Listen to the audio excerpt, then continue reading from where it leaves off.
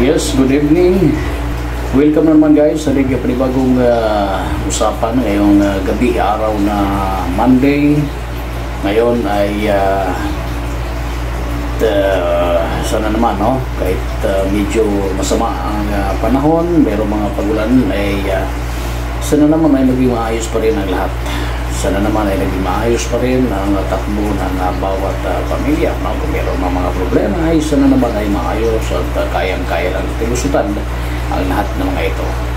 Ngayong gabi ay pag-uusapan na natin sa update lang tayo, patungkol nitong si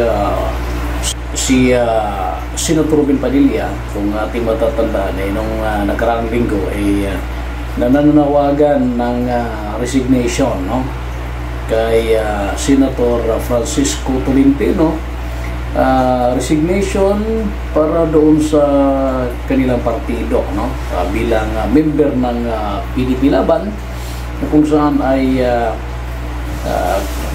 kapartido nila si former President Rodrigo Duterte, at ayun nga, nung sinabi naman ni Robin Padilla na mag-resign para ay mag-resign itong si Senator Tolentino sa kanyang posisyon bilang member.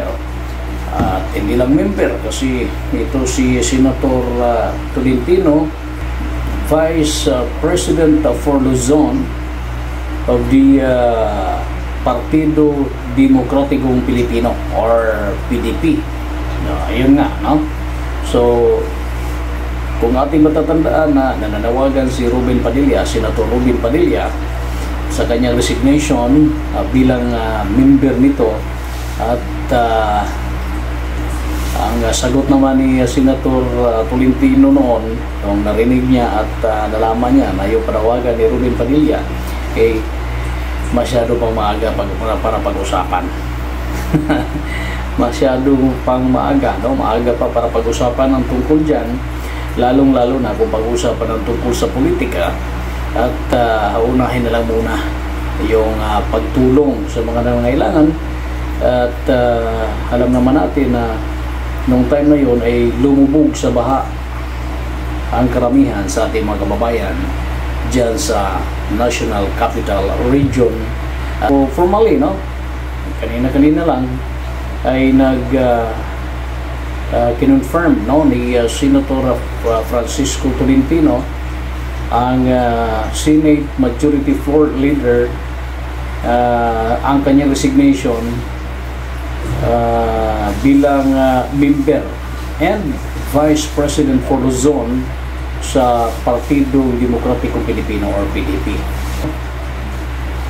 Pinag-isipan niya ng maigi ito bago niya ginawa, bago siya umalis sa PDP Laban, dahil sa magkaiba umano yung kanilang principles sayon sa mga rason bakit siya bumitiw, bakit siya umalis dito sa partido ng PDP. So ayun, ipadala pala ito ng sulat dun sa kanilang president, party president sa 2nd District Representative Alvarez, bago pa nananawagan itong si Senator Robin Padilla, tsaka na sabi pa niya, dagdag pa niya, ay nasabi na rin niya kay President Duterte, former President Duterte. So naunawaan naman umano ng presidente na si former President Duterte ang kanyang pag-alis, nangyari na yung panawagan ni Senator Robin Padilla tungkol dito. At aabangan natin kung ano pa yung mga susunod pa na kabanata. Aabangan natin kung ano pa yung mga susunod na mga magaganap dyan, lalong-lalo na sa Senado ngayon. At habang patuloy na dinidiscuss ng Senado ang mga pangyayari sa ngayon, yung mga pangyayari sa ngayon. So, okay?